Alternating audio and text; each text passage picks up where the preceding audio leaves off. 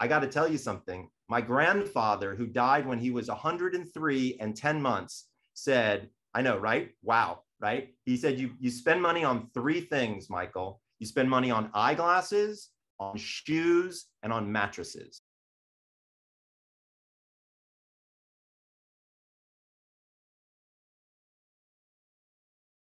Why is sleeping well important for us, and why most people struggle to get a good night's sleep? We know that sleep is dramatically important for every area of our human existence. So we know sleep is important physically, we know it's important emotionally, and we know it's important cognitively. As an example, we know more about what happens to somebody when they don't get enough good sleep rather than when they do. So we really know more about what's called sleep deprivation, more so than anything else. And sleep deprivation is different for different people. So for example, what might be sleep depriving to me, I sleep from midnight to 6:15, might be perfect for me, but it might not work for you. And you would consider that to be sleep deprived. So the first thing people have to understand is that their definition of sleep deprivation is personal. It's very different. It's not, you can't say, I get 6 hours, you get 8 hours, I'm sleep deprived and you're not, because that's just not the case. Looking more specifically at each area, we know that from a physiology standpoint, reaction time lowers by almost 30%. So if you're driving a vehicle or something like that, it could have a pretty big impact on you. We know that in men, testosterone drops by almost 30% as well with sleep deprivation. So that has a lot to do with sexual drive, libido, things of that nature. We also know that people just move slower when they're sleepy or when they're sleep deprived and tired. From a cognitive standpoint, we know that people's memory, their attention, and their focus are all completely out of whack the more sleep deprived they get. So memorial function lowers dramatically. We know that attention and focus literally go out the window because so many people cannot really have attention or focus when they're sleep deprived. And then on the emotional side of things, we also know that all emotions when you're sleep deprived are worse. So anxiety is worse, depression is worse, pain is worse. All the different areas that you can think of are worse with less sleep. I mean, what I usually tell people is everything you do better with a good night's sleep. And is the quality or the quality of sleep, is it age-based? So as we grow, does this change, or do we need to do different things to sleep better? Well, the answer to the question is yes. So it is age-based. And we do see that people sleep significantly worse as they get older. Now, not everybody does. It's not like, oh my gosh, I'm getting old, my sleep is going to suck, right? If you do good things, you'll be surprised at how well it will work for you. So having good sleep habits and good quality doesn't necessarily mean that as you get older, you're going to have crappy sleep. But most people, as they get older, are not taking care of themselves. So they have medical issues which affect their sleep. They have pain issues which affect their sleep. They have emotional issues which affect their sleep. So many people don't really take good care of themselves and don't really define how to sleep. And so if they did that as they got older, they probably wouldn't have sleep problems, but most people just don't do that. Then I was wondering whether sleeping by night or resting by day, whether there's a difference in that, or if we... So there is. There's a dramatic difference in that. We see that, for example, with shift workers. So people who work at night and then sleep during the daytime, we see higher suicide, higher depression, higher anxiety. We see more medical problems, more cancer. Everything bad happens for people who sleep during the daytime. So there's a dramatic difference between day sleep and night sleep. Our bodies simply were not meant to sleep during the light or during the daytime. They were meant to sleep at night. And so we do see very big differences there from a shift work perspective. However, there is one instance where it makes some sense, and that's napping. So we do have people who take a nap during the day, and that's perfectly fine as long as it's not too long or it doesn't affect their ability to fall asleep at night. A short 25-minute nap is a-okay, no problem. Okay. And is there a perfect time to do everything? A perfect time to fall asleep or to wake up, or? There is. So it's all based on your genetics. And so people can discover those genetics by going to my quiz. I have a quiz available. It's called chronoquiz.com. And if you go there, it takes about 3 minutes to take the quiz. But once you're done with it, you'll learn the perfect time to go to bed, the perfect time to wake up, when to drink coffee, when to drink alcohol, the whole thing. Wow. Great. And can you tell us a few more things about the science and the relationship behind sleeping well and our metabolism? So how? Sure. So I wrote a book called, my second book was called The Sleep Doctor's Diet, Lose Weight Through Better Sleep. And it's all about that relationship. So we know when you're sleep deprived, remember we were talking about sleep deprivation earlier, when you're sleep deprived, 4 things happen to your metabolism. Number 1, your metabolism slows down just to conserve the resources that are in there. So lower metabolism. Number 2, your appetite goes up. So your body is saying, I need to get more food in. I don't know why I'm awake, but I need to get more food in. So that's what it does. So you got high appetite and low metabolism. So that's already not good. And you have 2 hormones that are affected. One is called leptin. Leptin is the hormone that makes you feel full. That's actually 15% lower. And then something called ghrelin, which is the hunger hormone, which is different than appetite, increases by 20%. So you have high appetite, high hunger, you have low feelings of fullness and low metabolism. So what happens when you're sleep deprived is you gain weight, almost like that. It's pretty amazing. Wow. Is sleeping well something one can learn? Do you have some tips on how to improve our sleep quality? And I do. So there are 5 things that people can do that will automatically help them sleep better. So number 1 is to wake up at the same time every single day, including the weekends. So no sleeping in on Saturday, no sleeping in on Sunday. So if you get up at 6:30 during the week, I want you up at 6:30 on the weekends. You can figure out what time to wake up by going to a chrono quiz I was telling you about. But step number 1, wake up time. Step number 2 is to stop caffeine by 2 p.m. Most people don't know it, but caffeine has a half-life of between 6 and 8 hours. And so that can have a big effect on your ability to fall asleep at night. But if you stop drinking around 2, then it's about 8 hours until 10. So at least half of it is out of your system, which I think is important for many people in trying to get a good night's sleep. Step number 3 has to do with alcohol. I ask people to stop alcohol 3 hours before bed. It takes the average human 1 hour to digest 1 alcoholic beverage. So I figure if you're out to dinner and you have a glass or 2 of wine, that's fine, but you want to give yourself 3 hours to allow your body to metabolize it. So that way it's out of your system and not affecting your ability to fall asleep or the quality of the sleep that you're getting, because there's a really big difference between going to sleep and passing out from alcohol, right? So we want to avoid the passing out and we want to allow the going to sleep. Step number 4 has to do with exercise. So I'm a big fan of exercise. I ask everybody to do it every day, maybe 20 minutes or so, but you don't want to do it too close to bedtime because it increases your core body temperature, makes it difficult for your body to cool down to fall asleep. So exercise daily, but step number 4 is to stop exercise 4 hours before bed. Step number 5 is what to do in the mornings when you wake up. So I call it the 3 15s.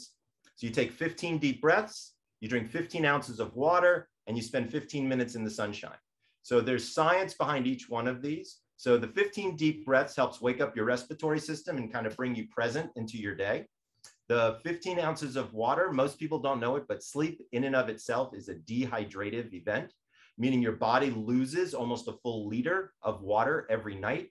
Most people don't know that. So they're drinking coffee in the morning, which is a terrible idea. You got to be drinking water. And then the 15 minutes of sunlight is really important because when sun hits your eye, it turns off the melatonin faucet in your head and makes it easier for you to wake up and clears the brain fog.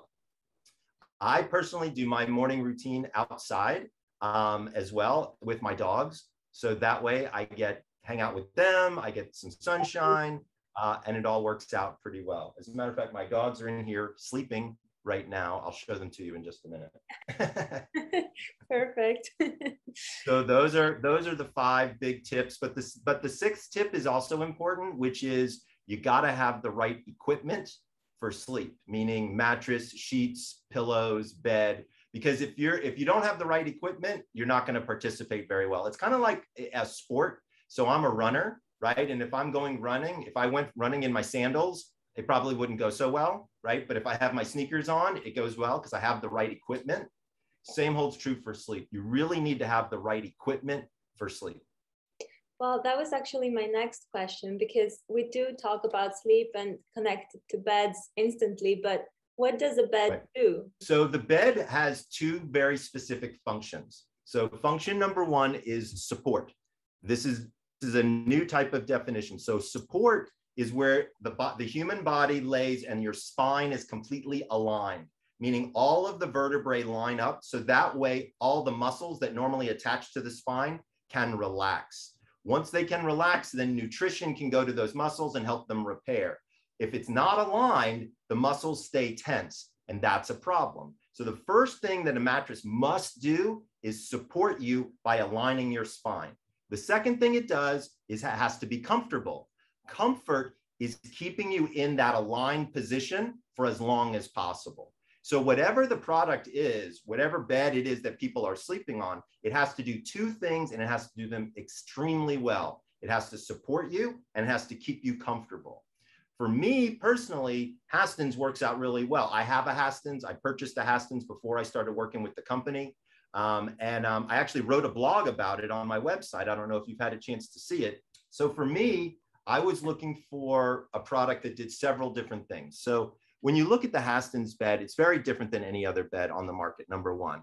Number two, it's the oldest bed on the market. Many people don't know, but hstens actually developed the box spring and developed the bed frame. They've been around for 180 years.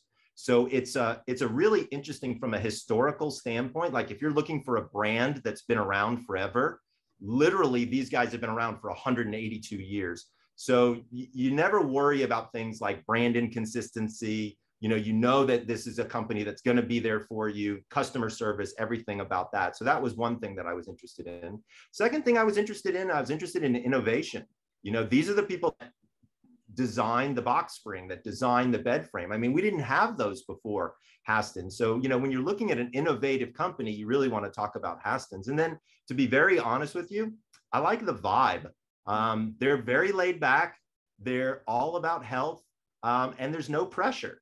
You walk in and they say, look, we'd love for you to lie down and try some of our product. They make you comfortable. They teach you about sleep. It just turns out to be a really different experience than usually what we see here in the United States. To be honest with you, here in the US, it sucks. I mean, it's terrible. Like people go in and the first question they say is, how much money do you want to spend? And they only show you beds. They don't ask you how you sleep, right? That's what hstens does. They don't ask you, how are you feeling? That's what hstens does. So I feel like it's a completely different process. For people who are interested in investing in a bed, which I got to tell you something, my grandfather, who died when he was 103 and 10 months, said, I know, right? Wow, right? He said, you spend money on three things, Michael. You spend money on eyeglasses, on shoes, and on mattresses.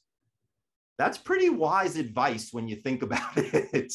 My grandpa was a pretty smart guy. And I agree with him. I think that makes intuitive sense to me, that it's okay to invest a decent amount of dough, because let's be honest, it's the piece of furniture you're on more than anything else in your house, right? So it should fit you perfectly, and it should have high-end materials, and it should do all of those kind of good things.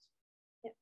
So that answers also my next question about what makes a hstens bed so special, and you explained it very nicely. And I was just wondering, how did the collaboration with hstens begin? It was very interesting. So it happened in two distinct ways. Number one, I actually have a hstens, so I was familiar with the product. But I was giving a lecture, and the CEO of hstens was in the audience. And he walked right up to me afterwards, and he was like, have you heard of hstens? I was like, yes, I have. I've got one. And he was like, we've got to talk. So, he saw I have a very different approach. My approach is more holistic. I'm not interested in giving people drugs if I can help it. I'm trying to find natural, holistic solutions for people all over the world to sleep better. And we just had a great conversation. And he said, I'd love to bring you in and let you see the new sleep spas. And just kind of went from there. But I really felt like it was a company that had very high integrity, very high materials, like in terms of the quality. And it really spent some time thinking about and learning about sleep. And so for me, it made a lot of sense. And it turned out to be a good match. It does sound like a good match. Yeah. And you did mention the hstens sleep spa, and I was wondering if you can tell me a few more things about it and for who it's developed. I mean, who should visit these spas? Yeah. So here's what's cool. Anybody can go to the sleep spa. And we recommend, parents, kids, grandparents, seniors, athletes, non-athletes, it doesn't really matter. What's cool about the sleep spa, like any spa, if you go to the spa, you get taken care of, right? So when you go to the massage, people are, working with you and they're being sweet to you and they give you food and they give you, experiences and all these things. Same thing happens at the hstens sleep spa. You come in, you learn more. By the way, all the staff are now trained by me. They're all sleep certified. So we're teaching them more about the intricacies of sleep. Then they also know all about the products. So they know which beds to put you on so that you can feel them. And you can feel any one of the beds. I mean, you can start at the least expensive bed and go to the most expensive bed. They don't care. They're happy to show you and allow you to do whatever you want to do. So it's really a nice experience. But what's most nice about it, I think, is it's guided. They'll guide you around by asking you about what is going on with your health, not what's in your wallet. And I think that is the big difference that I think is super important. Is a lot of people will go to the sleep spa and they may not even buy a bed, but they just go there to learn and just hang out. And hstens is fine with that too. Like the more people that come in and have the experience, the better. Wow, that's really interesting. Yeah, it's pretty cool. Everybody can benefit from it, really. I mean, there's literally nobody that can't benefit from it, I would say. I wouldn't bring your dog in. That's probably the only one I wouldn't bring in. Great. These were my questions, really, and it's been super enlightening. I had never had the chance to speak with a sleep doctor before. Oh, well, there you go. Now you have. Yeah. So thank you so much for your time. Sure. Oh, wait, you have to meet my assistant. Hold on. Yes. This is the baby. This is my baby. Oh, how old is it, a boy or a girl? His name is Moose, French Bulldog. It's how old is he? He's 13 weeks old. He's an excellent sleeper, let me tell you. Do you think it's possible to train dogs as well to sleep better? Yeah, you can actually. Some dogs are very nervous. Some dogs have a lot of anxiety. And so there's a couple of different things that you can do. Wrapping them in a t-shirt sometimes makes them feel better. Or having a little bed for them next to your bed can make them feel better. It just depends. Some people sleep with animals in the bed. Some people sleep with animals outside of the bed.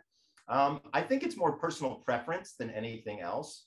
This little guy is pretty chill. Say hello again. Say hello. Hello. Hi, Moose. Right, Moosey? It was really, really nice to speak to you. Yeah, lovely to talk to you as well.